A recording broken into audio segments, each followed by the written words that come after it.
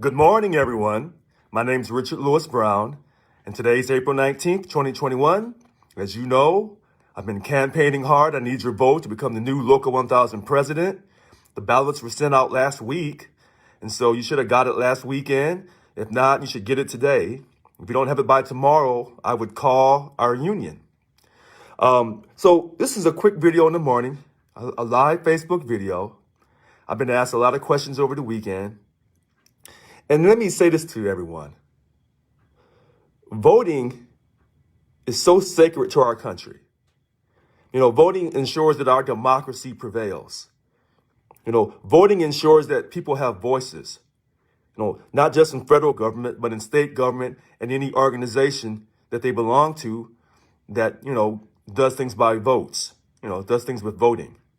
Voting ensures that things are done in a legal fashion, in a peaceful fashion. Voting is how this country got started. And so I cannot stress to everyone the importance of voting in this Local 1000 election.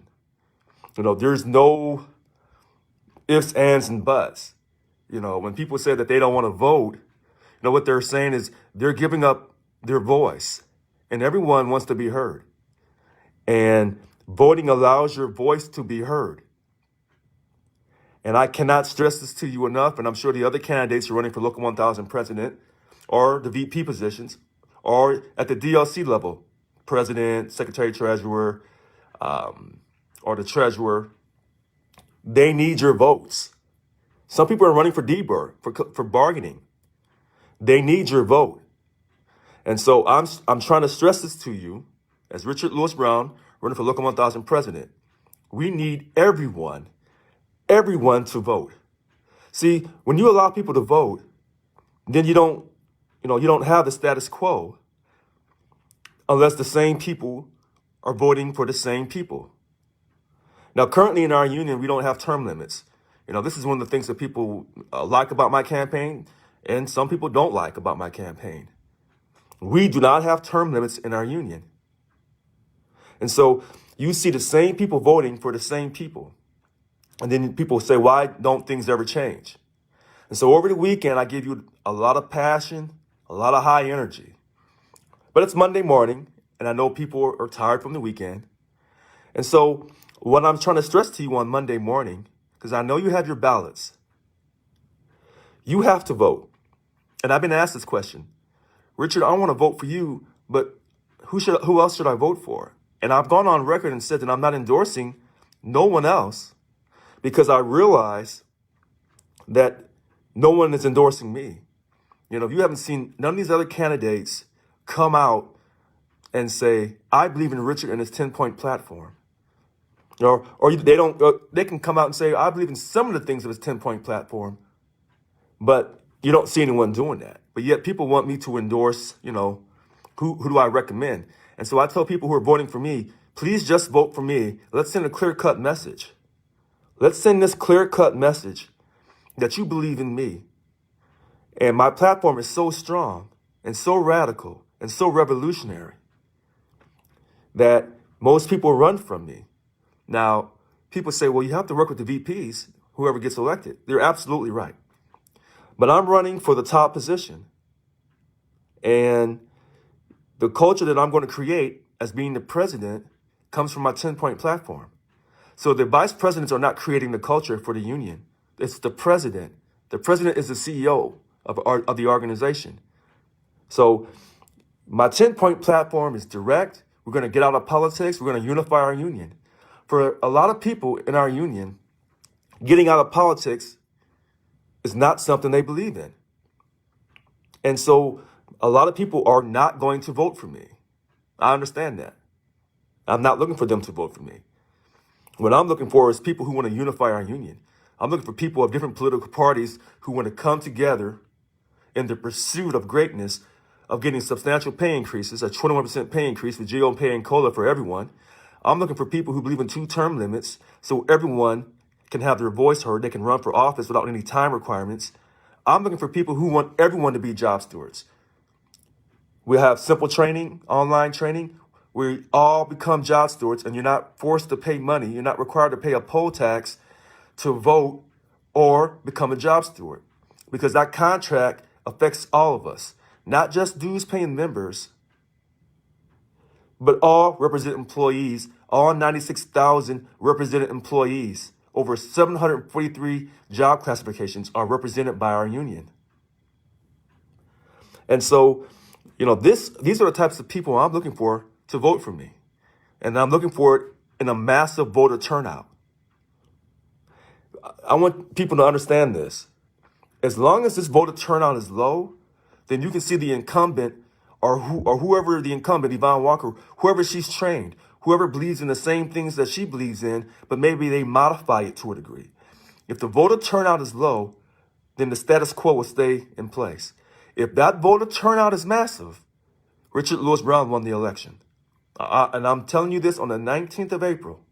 If that voter turnout is the largest turnout in Local 1000 history, Richard Lewis Brown won. I'm telling you this. I know it in my heart. This is how the current president of America got in. Massive record voter turnout. And I tell people this, President Trump turned out more votes on this election than he did in his first election. But it was a massive voter turnout that got Joe Biden in. And if he didn't get that massive voter turnout, he wouldn't have won. Trump would have been reelected. And so I tell this to people. If you are sick and tired of working 2 or 3 jobs, you're sick of going to getting food stamps, going to the food bank as a state employee, and you belong to a union.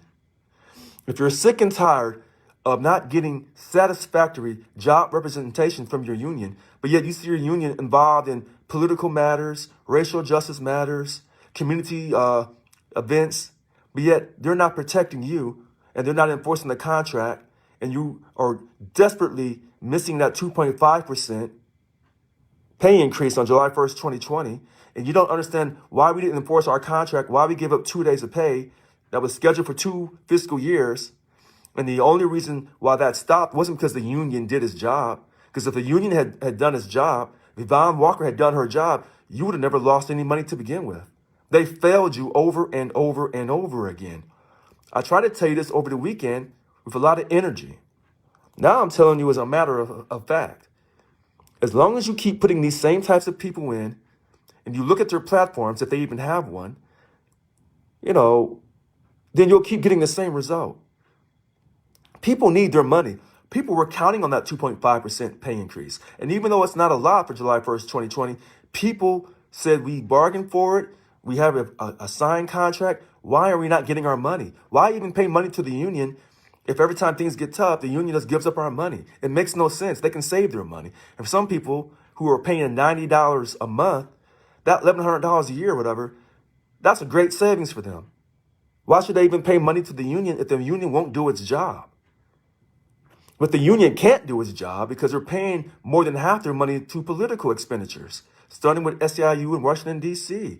That's why Local 1000 can't get anything done for you. But I'm the only person that tells you this. And when I tell you this, they portray me as being angry. They use racist stereotypes against me. But yet they try to tell you that we should be involved in racial justice, Black Lives Matter, the Black Lives Matter movement, while they're using racial stereotypes against me. And this is why I call these people hypocrites and liars. I'm just telling you on Monday morning. And so if enough people believe in my message across the political spectrum, across different job classifications, if enough people believe in my message, I'm going to win this election and we're going to create a new culture for Local 1000. It's just that simple. This is not complicated, but you can't lose hope. My 10-point platform inspires so much hope because I first said we're going to reduce your dues by 50%. But yet they tell you that it can't be done. See, my whole 10-point platform, if you notice, they're always telling you it's not feasible. It can't be done.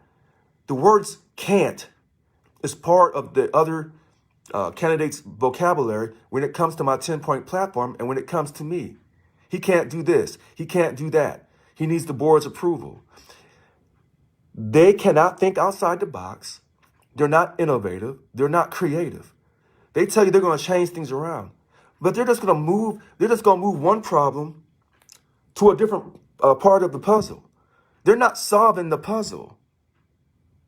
What I'm saying to you is when they say we're going to make changes, you're going to still have the same problems over and over again because they're not solving the problem. They're just changing. They're just taking the problem from here and putting it over here, but they're not solving the puzzle.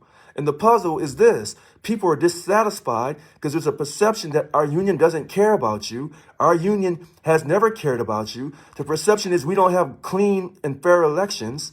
The perception is that Yvonne Walker is getting money on the back end, and that she's always getting reelected. And she doesn't even come to work sites to see people. That's the perception. Now, perception is not always reality. Okay? But in this case, with the clear-cut examples of her leadership, as I call it, her lackadaisical, lackluster, high school leadership, the writing's on the wall. And as long as you continue to sit home and go on Facebook and say, I'm not going to do anything until she's out, then you're asking for the same result. That's what you're asking for. Because her supporters and other supporters of these status quo leaders, their people are turning out in numbers. But the people who are hurt the most, the people who are most dissatisfied, you're sitting at home and not doing anything. And this is where I give any movement. I don't care if it's the Black Lives Matter movement. I don't care if it's the Oath Keepers, the Proud Boys, whatever. When people are fed up and they decide to vote and they decide to create a movement, whether you agree with their agenda or not, you have to respect the fact they got up off their ass and did something. Now, hopefully they did it legally. Hopefully they did it peacefully without violence. That's what we hope for. Sometimes that's not the case. And I don't approve that. I don't approve of violent actions. But you have to get up and take action. And I'm saying this to you. So when I got up and took action years ago, I did it I was part of the first recall for Yvonne Walker in 2015, and then I led the second recall for her in 2016. I took action. And when these people tell you that I don't do anything, what have I done at the DLC level? Here's the problem with that thinking. They don't give me credit for those recall actions, for standing up and doing something. I'm the only job steward at the state treasurer's office, but they don't tell you that. I don't talk much about it because it just comes with the job. And all the things I've done for people that I've represented, I don't brag about. And all these people who brag about their experience in the union, the only way they got that experience by going on full-time union leave and doing things for their people and the union supporting their actions because Yvonne blessed them. That's the rest of the story. That's what the story is. But they don't tell you that. They think you're gullible and they think you're stupid. And that's how they play you. But they can't play me like that because you can't play straight shooters. I have a college education, a 4-year degree in finance.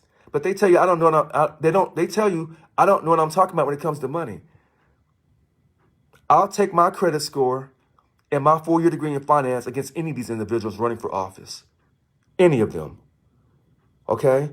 And I got the street savvy. See, some people are academically smart, but yet when it comes to, having common sense and being street savvy, they don't have that. And trust me, some of these candidates are academically intelligent. But Yvonne Walker has handled these people left and right over the years. She's manipulated them because of their low self-esteem. They lack confidence in themselves. So she's been able to use people to her advantage. But she can't use me. And she's never used me. And that's why I've never been on full-time union leave. And that's why, all these fancy positions and stuff in the union and all these committees. So you have to kiss her ring. But they don't tell you these things. I'm the only person that tells you the whole truth. But, every voter has to make a decision. So when I ask you to vote for me and you're asking about these other people and I don't endorse any of these people on the ballot, for some of you, you understand. And for some of you, you don't. But I want you to understand something. These other candidates are not endorsing me. They do not want me to win. I'm the last person that they want to see as the head of the union because they know if I become the head of the union, that 10-point platform will get done. See, that's the great secret. I'm telling you on day one, I'm going to reduce your dues by 50%. And I've told you honestly, my 10-point platform gets done, or they're going to recall me.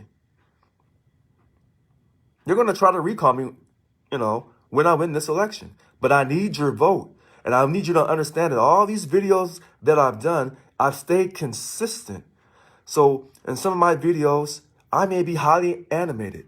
Some of my videos, I'm taking questions from people. And I told anyone, if you want to debate me, dialogue with me, you can ask to come on Facebook Live with me. I'll share the spotlight. But these people don't want to come at me. They don't, because they're liars. And so people say, well, Richard, it's not nice to call people liars. Unfortunately, you have to call people for what they are. And in today's society, everyone is trying to, be so politically correct. At a certain point, all that correctness needs to go out the door. It is what it is. You don't have to be, highly disrespectful. You never heard me tell you to do anything violent. What I'm telling you is you have to vote. And I'm telling you, if you don't vote for me, you will not see, quote, your change. You're not going to see it. And I've told you this. Change is not enough in our union. You have to create something totally different. And these people tell you that I'm trying to defund the union and destroy the union. See, these are liars, and they prey on your fear because of the hope that I'm giving you of a greater tomorrow. Inspire the pursuit of greatness to create excellence. See, that's what they're afraid of. If you look at these other people's platforms, they have all these fancy words, but they're not telling you anything strong and decisive. And they all support politics. They all say SEIU, Local 1000. If you notice, when I talk about Local 1000, I don't talk about SEIU. You don't see me using purple in any of my brochures, my clothing, on my website. You look at all these other people in their flyers, their websites, what they wear. You'll see the different shades of purple. You don't see me rocking that. These people are quote, slaves to this person in D.C., SEIU International, under the leadership of Mary Kay Henry. But yet, these slaves can't see because they have that slave mentality. They can't see how they're being used. If SEIU is so great and we're so much stronger together with them and wearing their colors and carrying their logo, I don't carry their logo, then why did we get furloughed? When we had lost 3 days of pay years ago, and people were, over 30,000 of our state represented employees of Local 1000 lost homes and cars, marriages, credit scores, their savings were destroyed. Where was SEIU then? Where were they in the 2010 POP when we lost 1 day a month? Where were they in the 2012 POP when we were under a signed contract? Did they come down and say, Governor Jerry Brown, get off these people, leave them alone? And SEIU International is Democrats, and Jerry Brown's a Democrat. We lost 2 days of POP with the Democrat Jerry Brown. And then we lost 2 more days in one fiscal year with this current governor who's a Democrat. And then they tell you that I'm anti-Democrat.